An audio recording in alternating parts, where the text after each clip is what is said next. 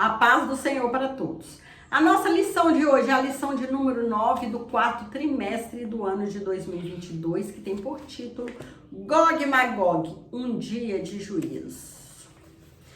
Gog é o rei da terra de Magog e o principal governante de Meseque e Tubal.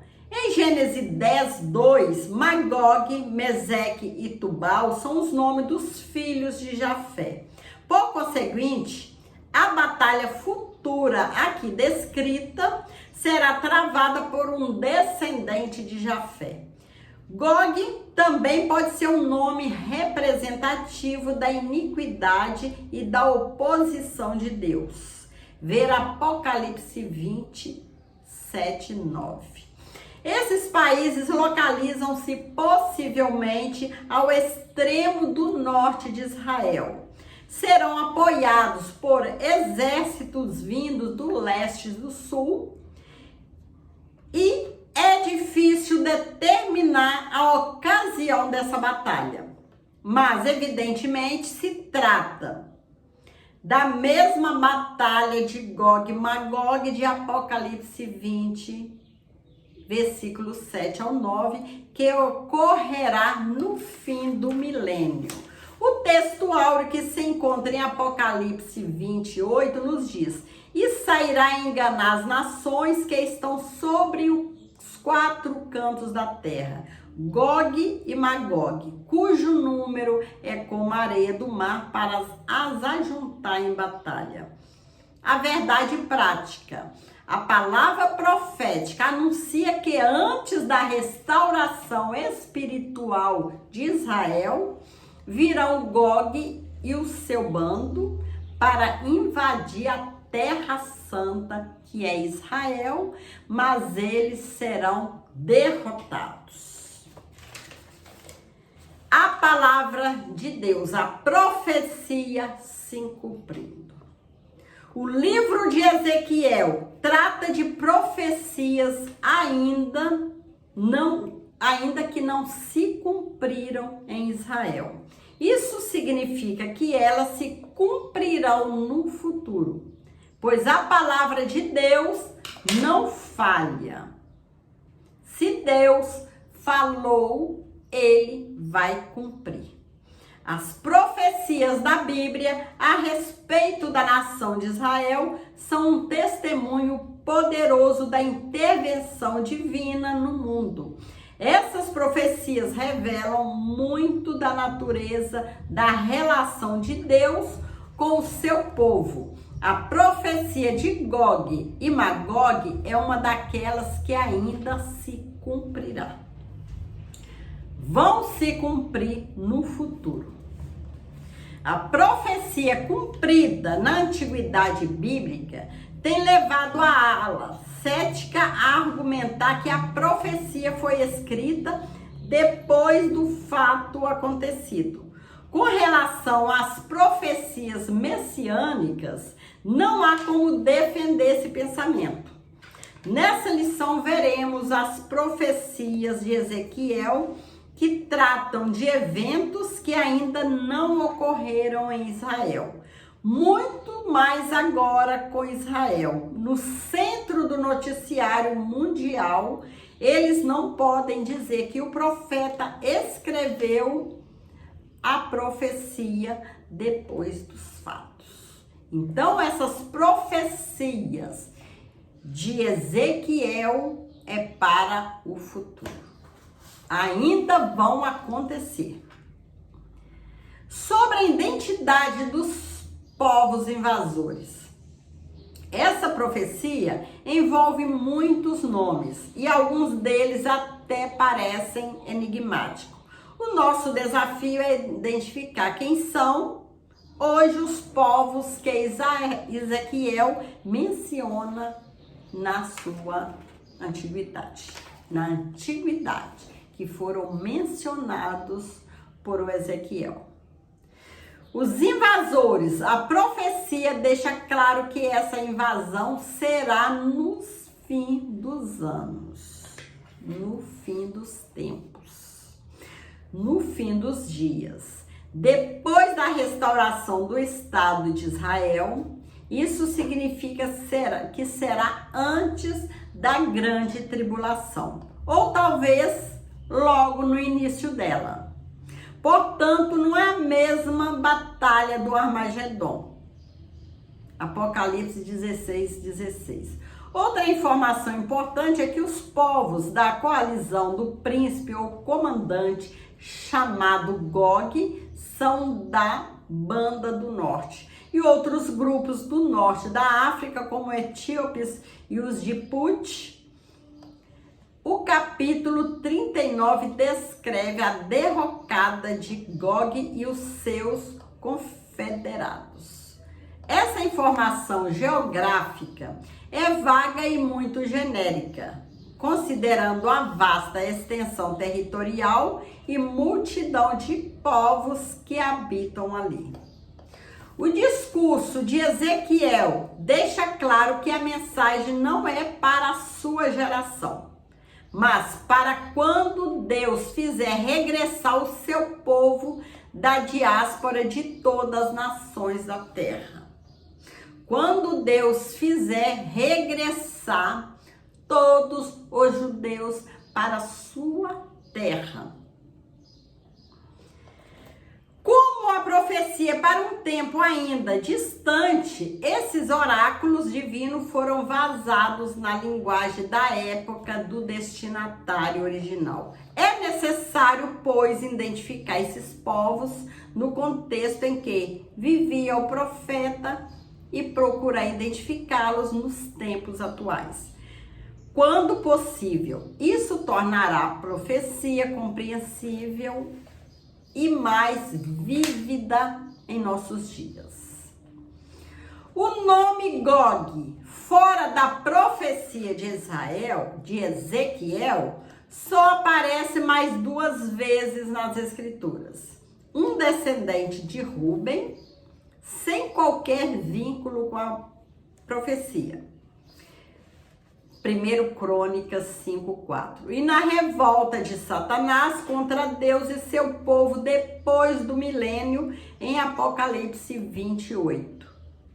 Ou, como outro acontecimento, tais nomes em Apocalipse são emprestados de Ezequiel 38 e 39.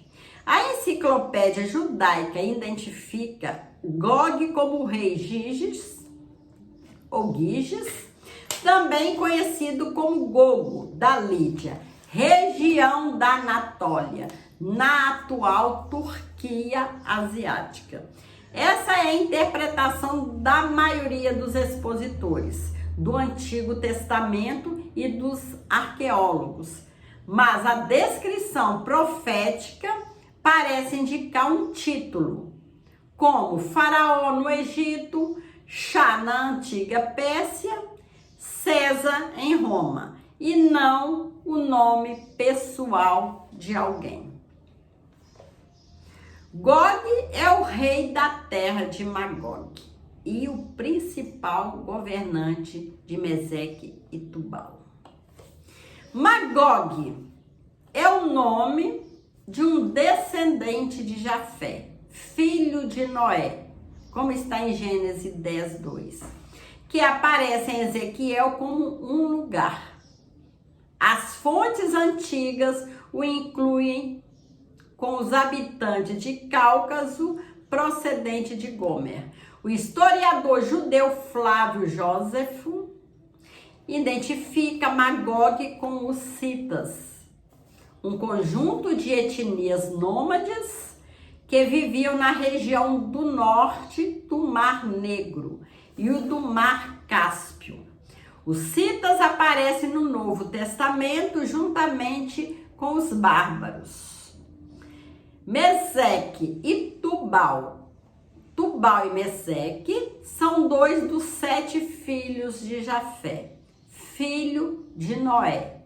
Os filhos de Jafé são Gomer, Magog, Madai, Javã, e Tubal, e Meseque e Tiras. Gênesis 10:2. A referência. Esses dois jafetitas deram origem a Tabal e a Musque, reinos frigianos da Capadócia na Anatólia, segundo inscrições assírias. Nessa coalizão aparece mais um da família de Jafé, Togarma, filho de Gomer, Gênesis 10:3. Gomer é o primeiro da lista dos filhos de Jafé. Ele é identificado desde a antiguidade com o povo do Cáucaso. A coalização de Gog fazem parte do bando de Gog mais 5 povos: persas, etíopes e os de Put com eles, todos com escudo e capacete. Gomer e todas as suas tropas, a casa de Togarma, todos eles são citados previamente nos oráculos de Ezequiel. A Bíblia hebraica emprega o nome de Cush para Etiópia e Put para Líbia. Ambos, Cush e Put, são descendentes de Cã, filhos de Noé, Gênesis 10:6. E 1 Crônicas, capítulo 1, versículo 8. O norte da profecia em relação a Israel inclui a Mesopotâmia, a Ásia Menor e as regiões do Mar Negro e do Mar Cáspio. Os persas são os atuais iranianos. A Pérsia teve o nome mudado para Irã em 1935. Então, hoje Irã é o antigo nome da Pérsia. No livro de Ezequiel, Magog aparece como sendo um lugar, um território. Gog como um líder, um título de um líder, como era empregado a Faraó, a César. A mensagem contra Gog, terra de Magog, príncipe e chefe de Meseque e de Tubal.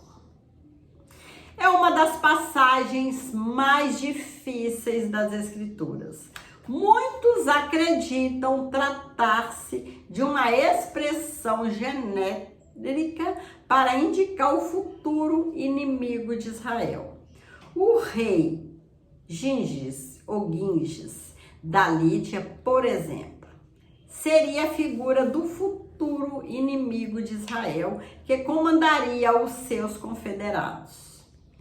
Segundo o Talmud, literatura religiosa muito antiga dos judeus, Gog e Magog são dois nomes paralelos de uma mesma nação.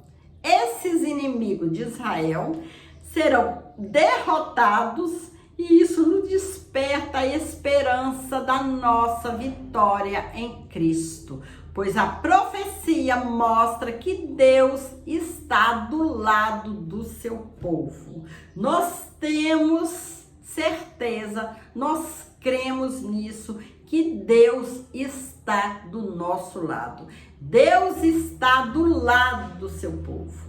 Aquele que larga o mundo de pecado para ser um fiel a Deus, seguir fielmente os mandamentos de Deus. Nós cremos, nós temos certeza de que Deus cuida do seu povo. Assim como Deus cuida de Israel, que é a menina dos olhos de Deus. Que Deus, ele defende o seu povo contra o inimigo. E Deus não vira as costas para o seu povo. Nós vemos que Deus cumpre cada palavra que ele disse. Muitas profecias já foram cumpridas. E muitas serão ainda cumpridas no futuro, como essas profecias de Ezequiel. Como a Rússia aparece nesse contexto? A profecia afirma que Gog é príncipe e chefe de Meseque e de Tubal. A palavra chefe em hebraico é Rosh, de significado amplo, que significa cabeça, chefe, pico, monte, uma parte superior. Curiosamente, a Septuaginta traduziu o termo como substantivo próprio. Archotarros, príncipe de Ros. Isso é mantido na versão bíblica, tradução brasileira e algumas versões inglesas. Foi a semelhança de sons, Rosh, Rússia, que levou muitos estudiosos a identificarem Rosh como a Rússia. Meseque como Moscou, atual capital da Rússia, e Torgama com Tobolsk, cidade russa. Origem da interpretação. Esse pensamento não veio dos pentecostais e nem se trata de uma ideia oriunda dos dispensacionalistas, como equivocadamente dizem os críticos. Essa interpretação vem de longe, desde Gesenius, famoso orientalista alemão, em seu Léxico hebraico. Depois da Guerra Fria, o assunto foi ficando no esquecimento. Mas com a guerra da Ucrânia, em 2022, a relação entre a Rússia e o Ocidente está voltando ao cenário mundial, o que era antes da queda do Muro de Berlim em 1989. O importante em nosso estudo não é a identidade de Gog e seus confederados, isso são detalhes, mas mostrar ao mundo a veracidade da palavra de Deus, que a palavra de Deus, ela se cumpre, ela se cumprirá. Os expositores céticos das Escrituras, aqueles que não acreditam em milagres e nem na possibilidade de o Espírito anunciar coisas futuras por meio dos profetas, procuram explicar as profecias que já foram cumpridas como se fossem extraídas de fatos ocorridos. Eles chamam essa suposta pia fraude. Vaticínio, predição, oráculo a partir do evento fato. Como se a profecia fosse escrita depois do acontecimento. Agora, com o cumprimento de profecias bíblicas, na atualidade, eles não têm argumento em favor do vaticinium ex evento. O contexto escatológico confirma que os inimigos de Israel serão derrotados porque Deus está do lado do seu povo. Deus, ele derrotará todo o inimigo de Israel, porque Deus está com Israel. Deus está com o seu povo. A palavra de Deus é verdadeira. Se cumprirá. Profecia vindas de Deus. Se cumprirá. No Novo Testamento também encontramos referências a uma batalha de Gog e Magog, profetizada para ter lugar no final do milênio, quando Satanás surgirá no mundo, resistindo contra o reinado de Cristo. Porém, essa batalha é inteiramente diferente da que é mencionada por Ezequiel. Ezequiel explica que o grande chefe da banda do norte, chamado Gog, reunirá uma confederação de nações. Em vão tentarão evitar essa agressão. Finalmente, Deus intervirá, destruindo o agressor, usando como arma um grande terremoto e fogo vindo do céu. Deus, ele peleja por seu povo. Deus luta pelo seu povo. Deus não abandona o seu povo. A única batalha escatológica que tem semelhança com a de Ezequiel é a que está predita em Daniel 11:40. Vemos aí o sul e o norte guerreando com o anticristo. Essa batalha também terá lugar na primeira parte da tribulação. 3 anos e meio antes dessa batalha, o anticristo fará uma aliança com Israel e o protegerá. A Rússia, que é o reino do norte, e seus aliados resistirão a essa aliança e tentarão destruir Israel. Nessa hora crítica, Deus socorrerá Israel através de eventos sobrenaturais registrados no 6º selo de Apocalipse 6, versículo 12 ao 17, tais como terremoto e fogo do céu. Apavorados, reis, príncipes, generais e humildes soldados, todos fugirão em busca de segurança. Apocalipse 6,15. Como resultado, o anticristo se tornará ditador absoluto do mundo. Seria natural, então, perguntar por que Deus viria socorrer o anticristo nessa batalha? Para a compreensão dessa pergunta, primeiramente, lembremos-nos de que até mesmo o anticristo será parte do plano geral de Deus no final dos tempos.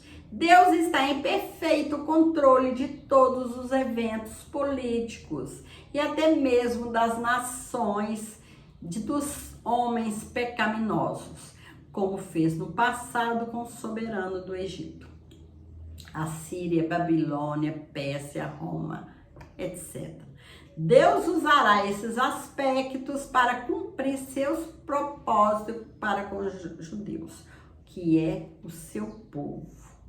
No capítulo 37 de Ezequiel, os ossos foram se juntando ainda sem vida. Assim Israel se congregará sem a regeneração do Espírito, a qual virá somente pela fé em Cristo. A batalha acima referida e o milagre da intervenção poderosa de Deus será o meio de conduzir Israel finalmente ao arrependimento e à vida espiritual. O próprio Ezequiel explica o propósito de Deus nesta batalha. Manifestarei a minha glória entre as nações.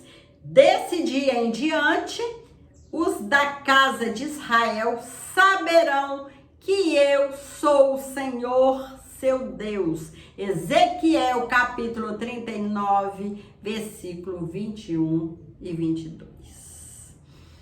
Na ordem cronológica dos eventos cotidianos do livro de Ezequiel, a seguir vem o milênio, Ezequiel 40, não estudado em detalhe hoje. A profecia encontrada em Apocalipse 7, versículo 3 e 4, fala da salvação de 144 mil judeus como resultado da manifestação do poder de Deus na batalha de Gog e Magog.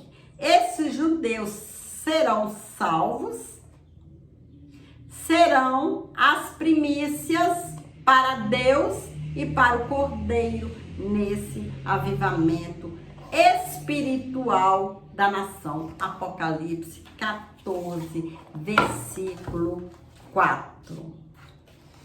Então, nesse dia, chegamos ao final dessa lição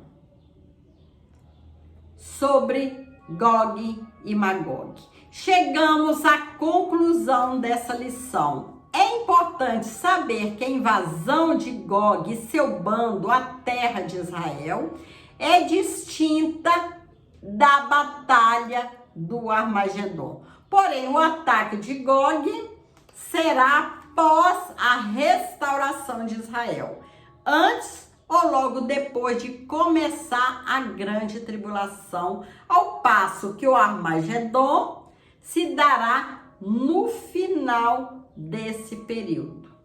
Cabe também ressaltar que essa invasão não é a mesma rebelião de Gog e Magog, Apocalipse 28, pois a profecia empresta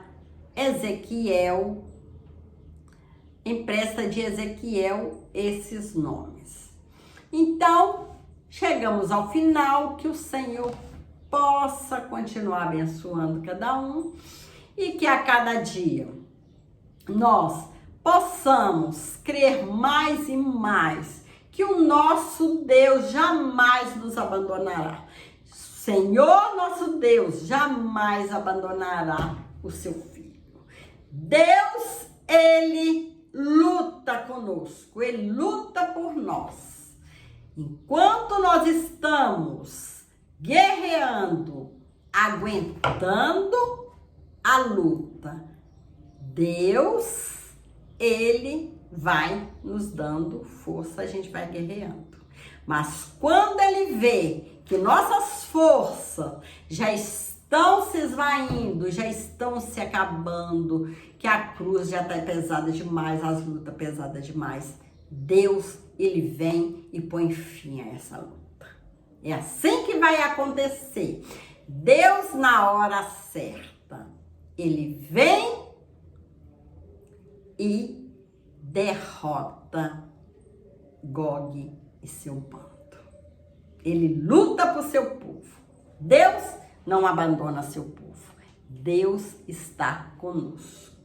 Creiamos e continuamos firmes na fé, fiéis ao nosso Deus, que a decisão que nós escolhemos um dia de seguir Jesus, de obedecer fielmente ao Senhor, de deixar o mundo com seus pecados, suas concupiscências para lá e servir fielmente ao Senhor, foi a melhor escolha que nós tivemos, porque o nosso general é o Deus que é acima de tudo, acima de todos, é o maior, é o melhor para nossas vidas. Que o Senhor possa continuar abençoando cada um e nos dando forças para permanecer no seu caminho, servindo, trabalhando e obedecendo ao nosso grande Senhor Jesus. Fiquem com o Senhor.